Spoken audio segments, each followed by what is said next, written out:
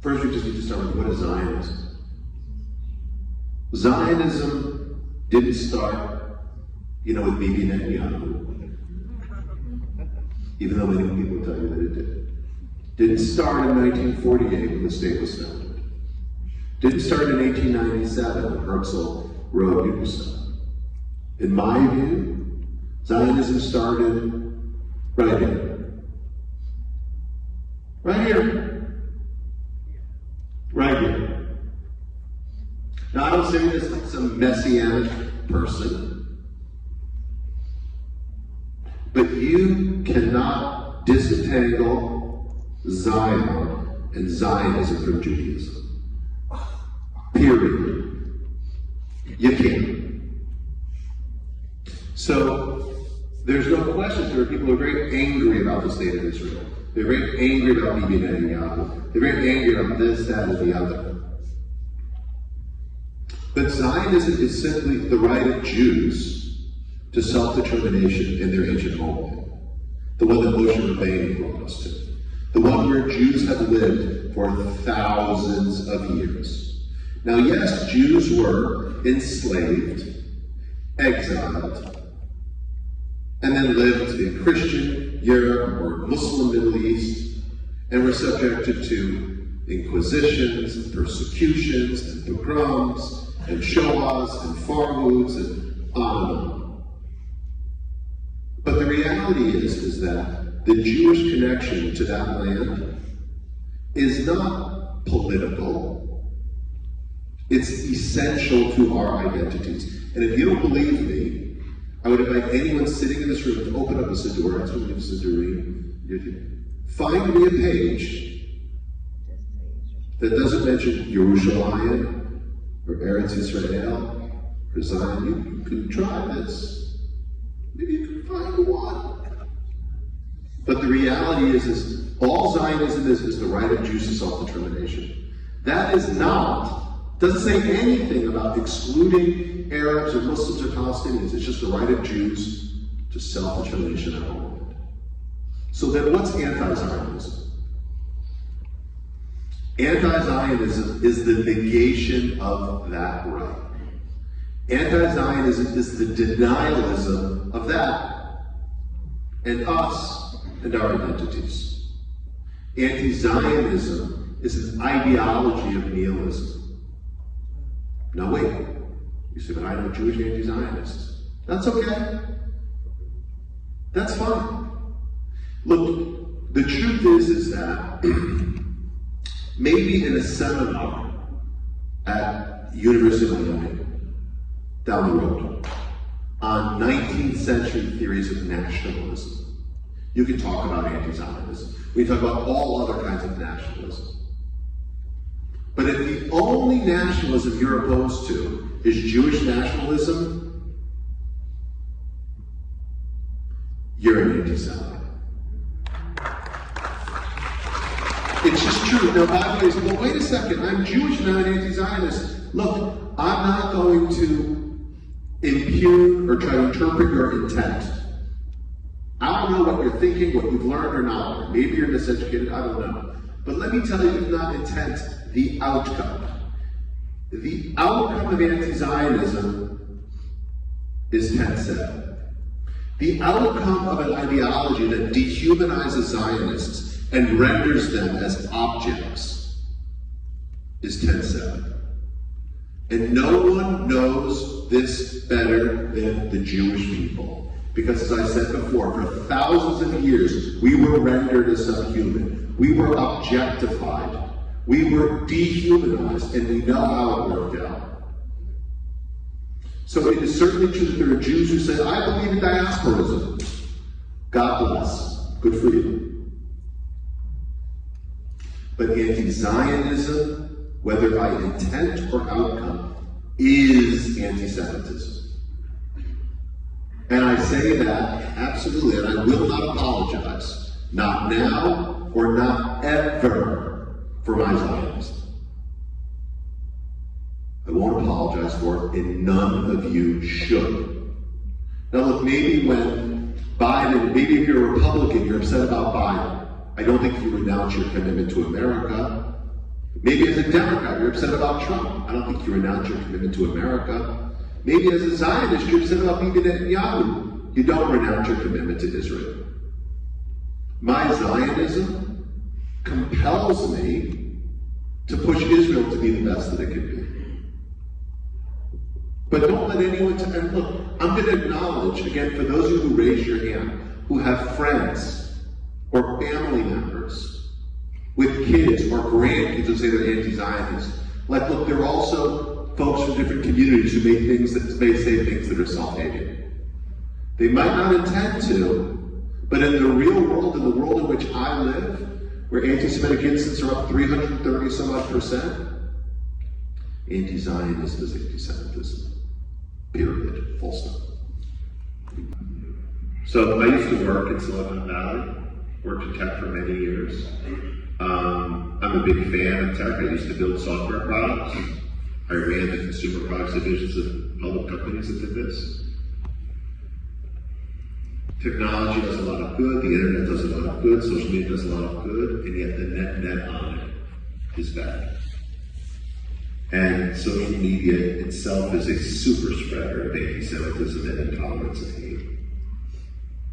And we've seen, and we launched a center back in 2017 at ADL, the Center for Technology and Society, to study these trends and to work with the companies. We work with all the companies today, from Amazon to Apple to all the meta products like Facebook and Instagram to X to TikTok to Zoom, Snap, everything between all the Google products. And the truth is that, they say if it bleeds, it leads. And sensationalism sells. And in a world where conspiracy theories, like Jacob said, are kind of the point of the realm, and where all of us are getting our news here, I mean, I know many of you probably think the New York Times is the problem. Your kids and grandkids, they don't read the New York Times. They're reading their Instagram feed. They're looking at TikTok videos. And so we can fight the New York Times battle, but we've also got to go to where the front line really is. So we have computer scientists, software engineers at ADL working on these problems. It's not going to happen easily. I've ultimately come to the conclusion that we need government to come in and regulate. Basically, if you publish something in the Miami Herald that's libelous, you could be sued. If you post it on Facebook, nothing. There's a loophole in the law which exempts the companies from liability. Change that rule, everything changes overnight. So we're really working on that. I want to add. Good news is again, people like Ben Sass, President Frank in Miami. You've got some amazing leaders here in the state of Florida. Amazing. And it starts with leadership. The problems and the solutions, they all start with leadership. But the reality is that whereas the schools of Florida have definitely been better, there is truly an epidemic of anti-Semitism on our campuses. And I would actually go so far as to say in our educational environments. It is most acute on our campuses, but it's coming to K-12 schools near you. So it's interesting because, ADL is not on college campuses. A lot of other Jewish groups are, God bless them. We're not. We never have been. But as we've seen things sort of metastasize, we feel like we now need to go toward the goal. We partner with Hillel, we partner with AUPI, with CBT, we just announced something with Chabad on campus. But the truth is that this anti-Zionism as an ideology has taken root in so many of these institutions. Part of it is because of the crazy, look, we track all the extremist groups, and I can tell you that extremist groups have with intention targeted universities and created a model with chapters. They've recruited faculty who bring these groups to campus, support the students, and it goes sideways pretty fast. It's not an accident. This happened at Harvard, Yale, Princeton, Brandeis, Northwestern, Tufts. It's not an accident. It's by design. It's not a conspiracy. You can look at all the data. It's all there. So I can tell you what we're doing in response to this, because I think it's bad and getting worse. So number one, we are trying to target these bad actors, a handful of groups that are driving this. I mean, by the way, Hamas is a foreign terror organization. That's not my opinion. That's the State Department's official position. And maybe it won't surprise you, but you can't do a bake sale for ISIS at UIC. Right? ISIS is a foreign terror organization. You will get arrested. And you can't sell the Al-Qaeda magazine, at the bookstore at University of Florida. You will get arrested. So why are these groups able to push and promote the Hamas propaganda? It's crazy. So number one, we are trying to cast a very bright light on these groups. Because again, I think what they're doing is potentially a breach of the criminal code. But even more than that, it's a violation of the codes of conduct of all these institutions. We had a situation last week at the University of Michigan where a student, a sophomore, did you hear about this? You might have. A sophomore, she posted on social media, and I'm paraphrasing, I will not rest until all the Zionists are killed. I wish for them death and worse. And I think it went downhill after that. Was she suspended? Was she expelled? Was there any disciplinary action taken? Could you imagine for a moment if you had filled in that word with any other marginalized group on a campus at the University of Michigan? I won't rest until all the are killed. Feminists, take that. Do you think that the administration would allow that student to attend classes? Really? Really? So, again, it's not incitement is not covered in the First Amendment. Freedom of expression is the freedom to incite violence. Freedom of speech is the freedom to slander. That's not protected speech. So we're number one trying to shine a bright light on these groups and get them treated appropriately. Secondly, next week, on the 9th, we are releasing our first ever report card of how major universities are handling anti-Semitism. This is going to be very significant. We're grading the top 85 or 90 schools to start, and then next year it'll be 200 and change. A to F on how are they creating environments where our kids are safe. Now, I have a kid at an Ivy League school, and he has to go there and be aware in a way that I wasn't.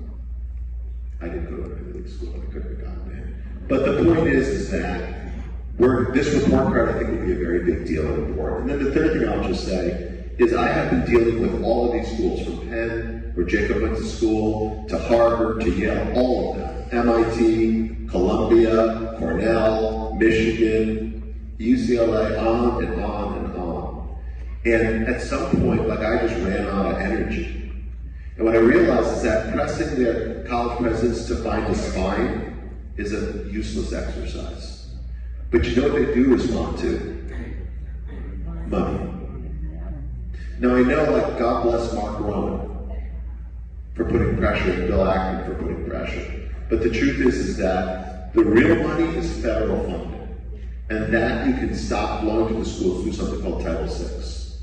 If these universities violate the civil rights of their students, including discriminating against Jewish or Israeli students, the federal government can take a Title VI action against them for violating the students' civil rights. And if that happens, their federal funds stop that. It will freeze their existing grants, and they will forfeit future ones. Now, these laws were put in place decades ago, and for decades, the U.S. Department of Education never looked at a single anti-Semitism case. So about 4 months ago, ADL, in partnership with Hillel and the law firm of Gibson Dunn, we launched a platform to facilitate the ability of students to bring Title VI cases. We organized Gibson Dunn, Morgan Lewis, Arnold & Porter, and Latham & Watkins, some pretty big law firms, and we trained up about 300 plus lawyers And then we launched a tech, like a platform, so students could call or text or email with Bell Online if they thought they were being discriminated against. In 4+ months, we've had over 500 cases submitted to us. Every case gets diligenced, gets investigated, and if it passes muster, we will then send it to the lawyers to actually bring in action. So this is ongoing, and this is resulting in cases. And let me tell you, it's hard to get Claudine Gay, the former president of Harvard, to pay attention. You know what you will pay attention to? Hundreds of millions of dollars of federal money that could jeopardize her operation. So we started there, and the last thing I'll say is, about a month ago, we piloted a new program to do the same thing at K-12. We brought the same issue that's happening there. We brought in some big law firms that you know of, like Aiken Gump, Decker, Davis Polk, Covington and Burling, sorry. And we've just piloted that. It's not like official yet, but again, we're training hundreds of lawyers. We're going to bring cases, and we're going to use everything in our power to keep our kids safe. You know, I wrote this book, as you mentioned in the opening. I wrote a book 2 years ago called It Could Happen Here. And I wrote that book because we were seeing the rise and intensification of hate in this country, the normalization of anti-Semitism in this country. You're seeing it from the far right, you're seeing it from the radical left. It's real, it's here, it's now. And to think that democracy is just going to work out. Like, democracy is not a foregone conclusion. Democracy is not a place that you arrive to, like I'm here, like in the sanctuary. Democracy is a work in progress. And it only works if we continue to progress. Democracy is not a spectator sport that you get to watch from the cheap seats. Democracy is a contact sport, and all of us need to get on the field. So I love what Jacob said before, like whether you give, or you volunteer, or you go run for that local school board, this only works if we fight for what we have. Again, like I was alluding to it a minute ago, my grandfather never would have imagined, he was a young man, that he would have grandchildren born in America. He would have thought Germany. My father-in-law never imagined he would have grandchildren born here, my kids. He would have thought Iran. But I don't take for granted that my grandchildren will be born here unless we fight for what we have. So you're all here, and you've made a choice in being here. But if you want your grandchildren, your great-grandchildren to be here, you better get ready to fight. And that may sound daunting, like I gotta fight, but think about again what our ancestors went through. This is nothing. America has been a gift. I am long on America. This is the best country, Israel aside, this is the best country in the history of humanity for Jewish people. This democracy is a special place. So we all gotta go in to do our part. So speak up when anything happens. Don't stand idly by. Share facts. Don't, dial down the drama. Know your stuff so you can be prepared and be literate on the issues. And show strength. Show up. Again, whatever you do, donate. Write a petition. Flag a bad post on Facebook. Volunteer. Get involved. Because it's going to, in order to win, it's an all hands on deck moment. That's what I would say. And if we do that, again, despite our numbers, the Jewish people have always punched above our weight. Always. Always. Always. So we can win, we should win, and we will win if we give it our best. The silence of those who were our friends on the platforms. Science on partners? Silence. Well, Jacob alluded to it. It's pretty frustrating. It's pretty frustrating. How many Jews I know who define themselves as progressives or liberals, who see it as a liberal progressive camp, not only saying nothing on October the 10th, October the 7th, October the 8th, October the 9th, but then saying the wrong things. Or calling anti-Semitism and feeling the need to somehow connect it to Islamophobia. After the death of George Floyd, nobody said, I'm against anti-black racism, and transphobia. Why would you? It's ridiculous. Nobody said after the Asian American people being beaten in the streets in 2021, stop Asian hate and anti-ableism. Are you kidding me? So why is it confusing? Stop anti-Semitism and Islamophobia. They're not the same. Sorry. When those young Palestinian American kids were shot in Burlington, Vermont, it would have been profane. Do you remember this? They were in Kapias. They were shot in downtown Burlington. What was deemed a hate crime? It would be profane to say stop that kind of anti-whatever racism and anti-Semitism. Yet for some reason it feels like our partners feel the need to do that, or our allies, or they say nothing at all.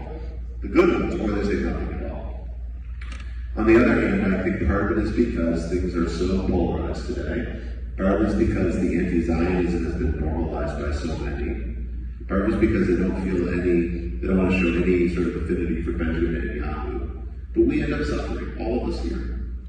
But the stories aren't all bad. I mean, some of you may or may not know that the ADL co-chair, the 60th anniversary of the March on Washington last August, the NAACP, the Urban League, and National Action Network, and who was the first person to call me on 10/7, or one of the first people? You know this? One of the first people to call me on 10/7? Al Sharpton. And he said, what can I do? I said, I'm trying to figure it out. I don't know, but maybe they could release a statement. Within 24 hours, his group, the National Action Network, Martin Luther King III, the NAACP, the National Urban League, goes all released a joint statement condemning Hamas as 10/7. Period. With the Reverend Al. Like, I've got to know him through the years.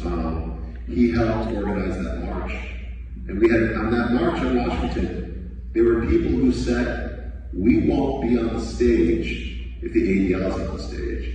And Reverend Al, God bless him, he said, you know what? So we can go jump in the lake. This is a really important point. I learned this after the Champlain Towers building collapsed in Surfside, and I was meeting with a FEMA employee at the time, and he said, FEMA, we have a saying, a disaster is a terrible time to be exchanging business cards.